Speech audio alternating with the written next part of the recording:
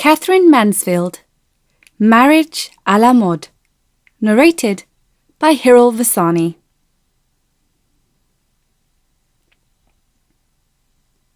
On his way to the station, William remembered with a fresh pang of disappointment that he was taking nothing down to the kiddies.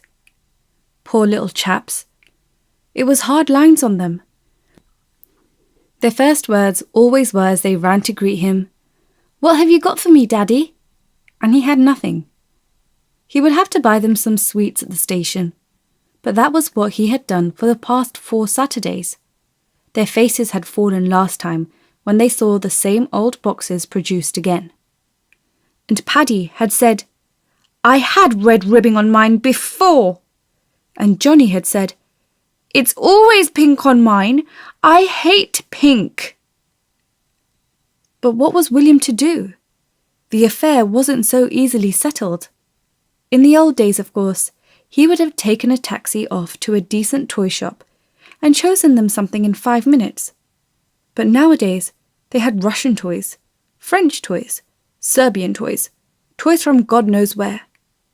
It was over a year since Isabel had scrapped the old donkeys and engines and so on because they were so dreadfully sentimental and so appallingly bad for the baby's sense of form.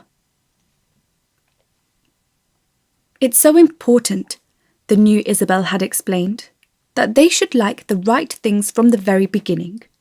It saves so much time later on. Really, if the poor pets have to spend their infant years staring at these horrors, one can imagine them growing up and asking to be taken to the Royal Academy. And she spoke as though a visit to the Royal Academy was certain immediate death to anyone. "Well, I don't know," said William slowly.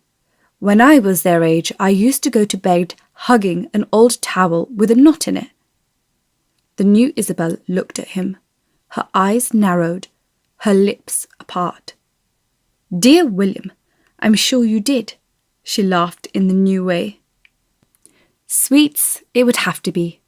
However, thought William gloomily, fishing in his pocket for change for the taxi man, and he saw the kiddies handing the boxes round.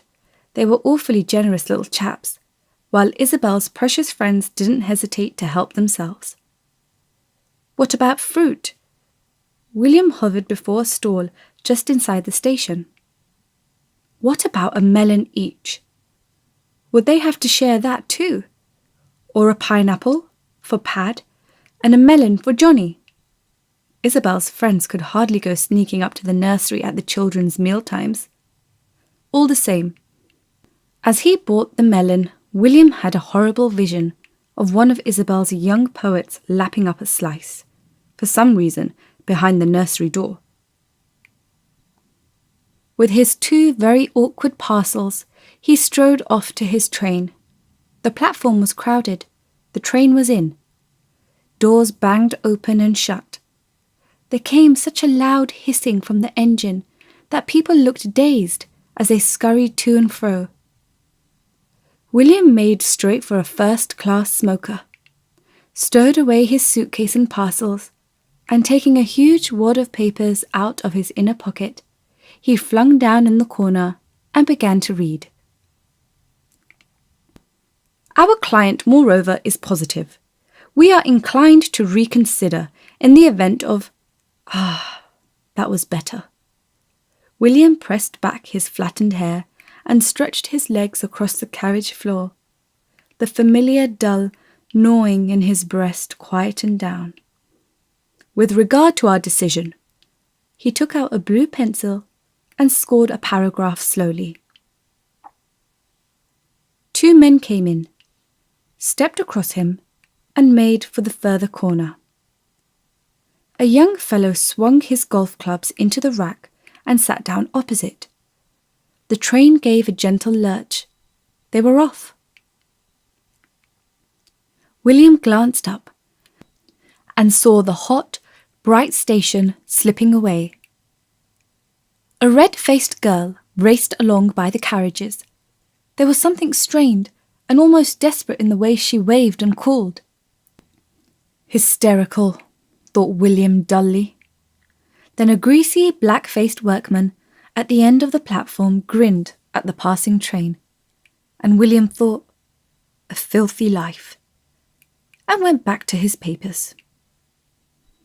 When he looked up again, there were fields and beasts standing for shelter under the dark trees, a wide river with naked children splashing in the shallows, glided into sight and was gone again. The sky shone pale, and one bird drifted high like a dark fleck in a jewel. We have examined our client's correspondence files. The last sentence he had read echoed in his mind. We have examined. William hung on to that sentence, but it was no good. It snapped in the middle, and the fields, the sky, the sailing bird, the water, all said Isabel. The same thing happened every Saturday afternoon. When he was on his way to meet Isabel, there began those countless imaginary meetings. She was at the station, standing just a little apart from everybody else. She was sitting in the open taxi outside. She was at the garden gate, walking across the parched grass at the door or just inside the hall. And her clear, light voice said, "It's William," or "Hello, William," or "So William has come." He touched her cool hand, her cool cheek. The exquisite freshness of Isabel. When he had been a little boy, it was his delight to run into the garden after a shower of rain and shake the rosebush over him. Isabel was that rosebush, petals soft, sparkling and cool. And he was still that little boy.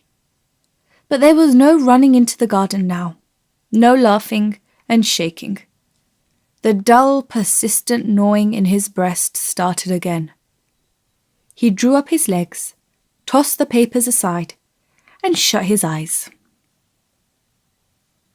"What is it, Isabel? What is it?" he said tenderly. They were in their bedroom in the new house. Isabel sat on a painted stool before the dressing table that was strewn with little black and green boxes. "What is what, William?" And she bent forward, and her fine light hair fell over her cheeks. "Ah, you know." He stood in the middle of the room, and he felt a stranger. At that, Isabel wheeled round quickly and faced him. "Oh, William," she cried imploringly, and she held up the hairbrush. "Please, please don't be so dreadfully stuffy and tragic. You're always saying or looking or hinting that I've changed. Just because I've got to know really congenial people and go about more, and I'm frightfully keen on everything, you behave as though I'd—" Isabel tossed back her hair and laughed. "Killed our love or something." "It's so awfully absurd." She bit her lip. "And it's so maddening, William. Even this new house and the servants you grudge me. Isabel." Yes, it's true in a way," said Isabel quickly. "You think they are another bad sign. Oh, I know you do. I feel it," she said softly. "Every time you come up the stairs. But we couldn't have gone on living in that other poky little hole, William. Be practical at least. Why? There wasn't enough room for the babies even." No, it wasn't true. Every morning when he came back from chambers, it was to find the babies with Isabel in the back drawing room. They were having rides on the leopard skin thrown over the sofa back, or they were playing shops with Isabel's desk for a counter, or Pad was sitting on the hearthrug rowing away for dear life with a little brass fire shovel, while Johnny shot up pirates with the tongs. Every evening they each had a pick-a-back up the narrow stairs to their fat old nanny. Yes, he supposed it was a poky little house, a little white house with blue curtains and a window box of petunias. William met their friends at the door with, "See now, petunias?" Pretty terrific for London, don't you think? But the imbecile thing, the absolutely extraordinary thing, was that he hadn't the slightest idea that Isabel wasn't as happy as he. God, what blindness! He hadn't the remotest notion in those days that she really hated that inconvenient little house, that she thought the fat nanny was ruining the babies, that she was desperately lonely, pining for new people and new music and pictures and so on. If they hadn't gone to that studio party at Moira Morrison's, if Moira Morrison hadn't said as they were leaving, "I'm going to rescue your wife, selfish man. She is like an exquisite little Titania." If Isabel hadn't gone with Moira to Paris, if... The train stopped at another station. Bettingford. Good heavens, they'd be there in 10 minutes. William stuffed the papers back into his pockets. The young man opposite had long since disappeared. Now the other two got out. The late afternoon sun shone on women in cotton frocks and little sunburnt, barefoot children. It blazed on a silky yellow flower with coarse leaves which sprawled over a bank of rock. The air ruffling through the window smelled of the sea. Had Isabel the same crowd with her this weekend, wondered William. And he remembered the holidays they used to have. The 4 of them, with a little farm girl, Rose, to look after the babies. Isabel wore a jersey and her hair in a plait. She looked about 14. Lord, how his nose used to peel, and the amount they ate, and the amount they slept in that immense feather bed with their feet locked together. William couldn't help a grim smile as he thought of Isabel's horror if she knew the full extent of his sentimentality. "Hello, William." She was at the station after all, standing just as he had imagined, apart from the others, and William's heart leapt. She was alone. "Hello, Isabel." William stared. He thought she looked so beautiful that he had to say something. "You look very cool." "Do I?" said Isabel. "I don't feel very cool.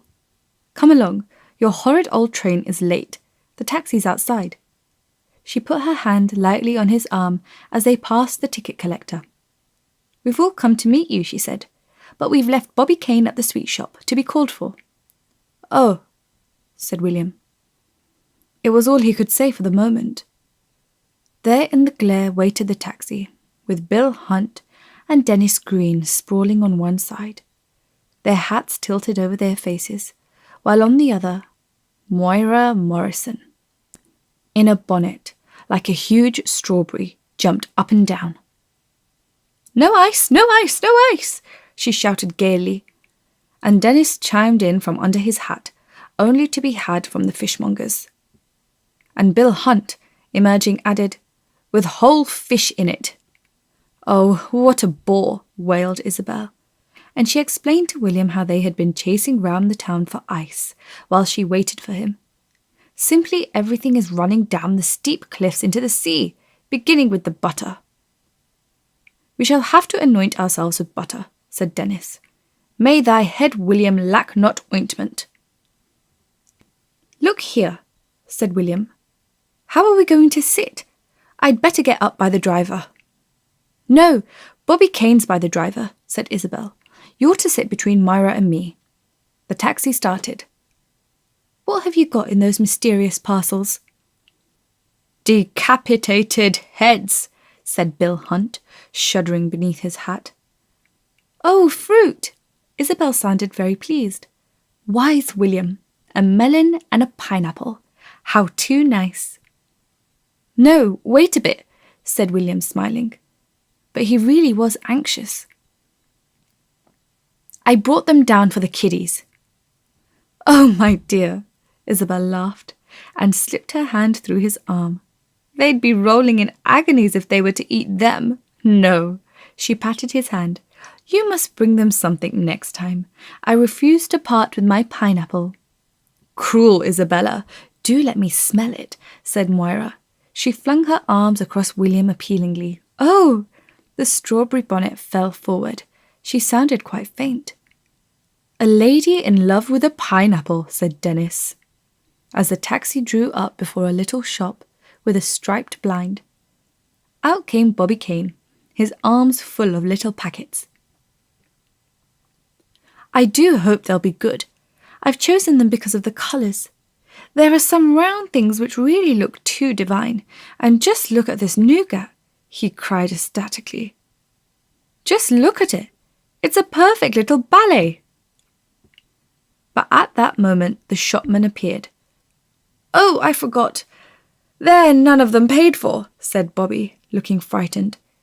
Isabel gave the shopman a note, and Bobby was radiant again. Hello, William. I'm sitting by the driver. And bareheaded, all in white, with his sleeves rolled up to the shoulders, he leapt into his place. Avanti! He cried. After tea, the others went off to bathe, while William stayed and made his peace with the kiddies. But Johnny and Paddy were asleep. The rose-red glow had paled, bats were flying, and still the bathers had not returned. As William wandered downstairs, the maid crossed the hall carrying a lamp. He followed her into the sitting room. It was a long room, coloured yellow. On the wall opposite William, someone had painted a young man, over life-size, with very wobbly legs, offering a wide-eyed daisy to a young woman who had one very short arm and one very long, thin one. Over the chairs and sofa there hung strips of black material, covered with big splashes like broken eggs, and everywhere one looked, there seemed to be an ashtray full of cigarette ends. William sat down in one of the armchairs. Nowadays, when one felt with one hand down the sides, it wasn't to come upon a sheep with 3 legs, or a cow that had lost one horn, or a very fat dove out of Noah's Ark. One fished up yet another light, paper-covered book of smudged-looking poems. He thought of the wad of papers in his pocket, but he was too hungry and too tired to read. The door was open. Sounds came from the kitchen. The servants were talking as if they were alone in the house. Suddenly there came a loud screech of laughter and an equally loud shh. They had remembered him. William got up and went through the French windows into the garden, and as he stood there in the shadow, he heard the bathers coming up the sandy road. Their voices rang through the quiet. I think it's up to Moira to use her little arts and wiles. A tragic moan from Moira. We ought to have a gramophone for the weekends that played The Maid of the Mountains. Oh no, cried Isabel's voice. That's not fair to William. Be nice to him, my children. He's only staying until tomorrow evening. Leave him to me, cried Bobby Kane. I'm awfully good at looking after people. The gate swung open and shut. William moved on the terrace. They had seen him. Hello, William! And Bobby Kane, flapping his towel, began to leap and pirouette on the parched lawn. Pity you didn't come, William. The water was divine, and we all went to a little pub afterwards and had sloe gin. The others had reached the house. I say, Isabel, called Bobby, would you like me to wear my Nijinsky dress tonight? No, said Isabel. Nobody's going to dress. We're all starving. William's starving too. Come along, Miami. Let's begin with sardines. I found the sardines, said Moira, and she ran into the hall, holding a box high in the air. A lady with a box of sardines, said Dennis gravely. Well, William, and how's London? Asked Bill Hunt, drawing the cork out of a bottle of whisky. Oh, London's not much changed, answered William. Good old London, said Bobby, very hearty, spearing a sardine. But a moment later, William was forgotten. Myra Morrison began wondering what colour one's legs really were underwater. "Mine are the palest mushroom colour." Bill and Dennis ate enormously, and Isabel filled glasses and changed plates and found matches, smiling blissfully. At one moment she said, "I do wish, Bill, you'd paint it." "Paint what?" said Bill loudly, stuffing his mouth with bread. "Us," said Isabel, "round the table. It would be so fascinating in 20 years' time." Bill screwed up his eyes and chewed. "Light's wrong," he said rudely. "Far too much yellow," and went on eating. And that seemed to charm Isabel too. But after supper, they were all so tired they could do nothing but yawn until it was late enough to go to bed. It was not until William was waiting for his taxi the next afternoon that he found himself alone with Isabel. When he brought his suitcase down into the hall, Isabel left the others and went over to him. She stooped down and picked up the suitcase. "What a weight!" she said, and she gave a little awkward laugh. "Let me carry it to the gate." "No, why should you?" said William. "Of course not. Give it to me." "Oh, please, do let me," said Isabel. "I want to, really." They walked together silently. William felt there was nothing to say now. "There," said Isabel triumphantly, setting the suitcase down, and she looked anxiously along the sandy road. "I hardly seem to have seen you this time," she said breathlessly. "It's so short, isn't it? I feel you've only just come. Next time." The taxi came into sight. "I hope they look after you properly in London. I'm so sorry the babies have been out all day, but Miss Neal had arranged it. They'll hate missing you." Poor William, going back to London. The taxi turned. "Goodbye." She gave him a little hurried kiss. She was gone. Fields, trees, hedges streamed by. They took through the empty, blind-looking little town, ground up the steep pull to the station. The train was in.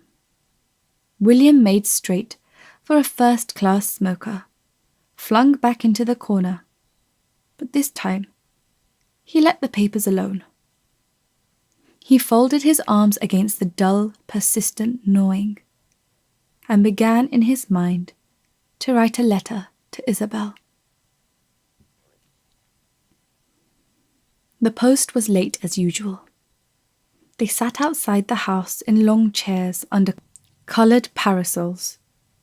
Only Bobby Kane lay on the turf at Isabel's feet. It was dull, stifling. The day drooped like a flag.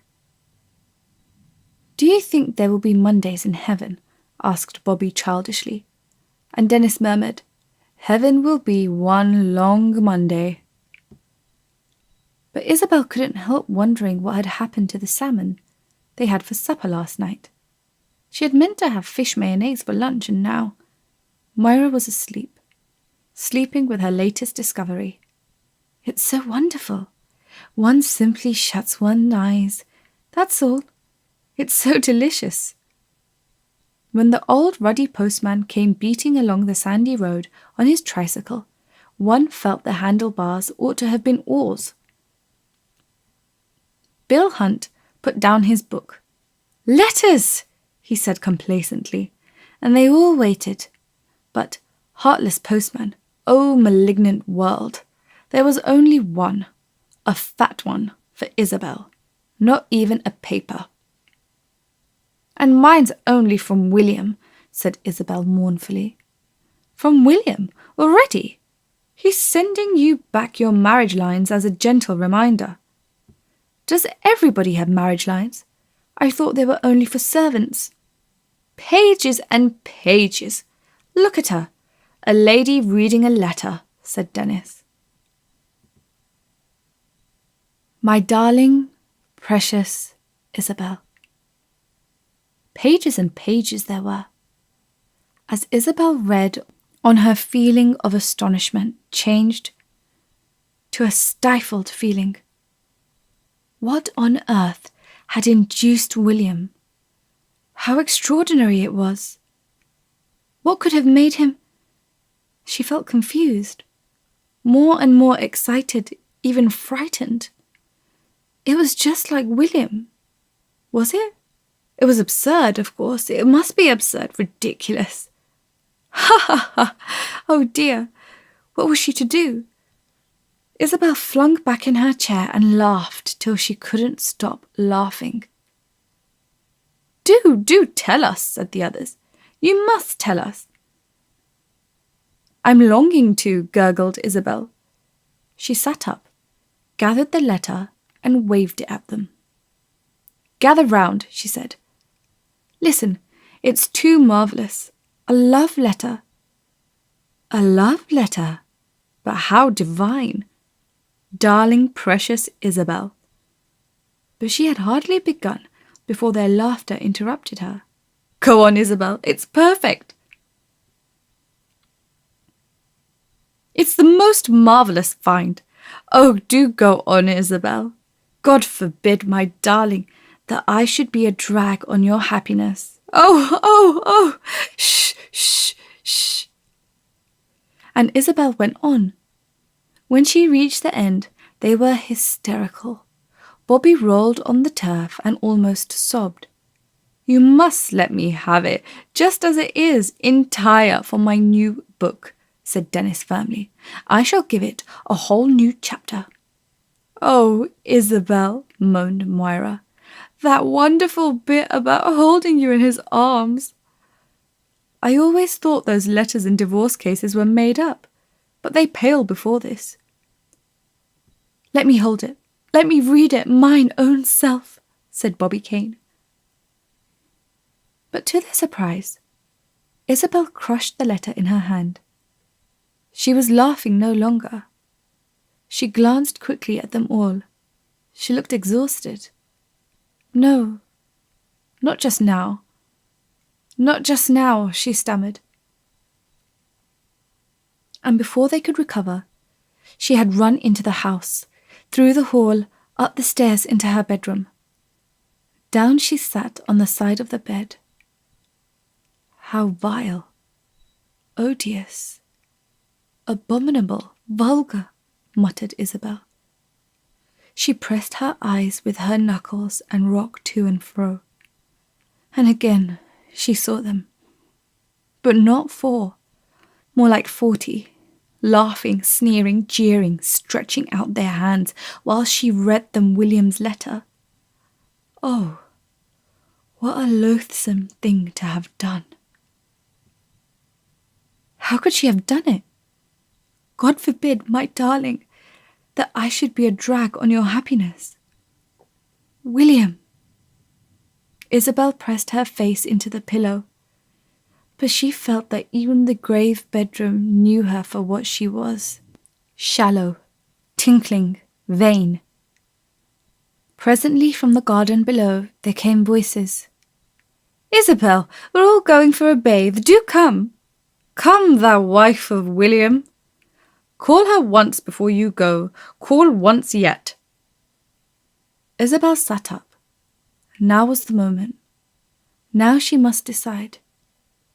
Would she go with them, or stay here and write to William? Which should it be? I must make up my mind. Oh, but how could there be any question? Of course she would stay here and write. Titania, piped Moira. Isabel. No, it was too difficult.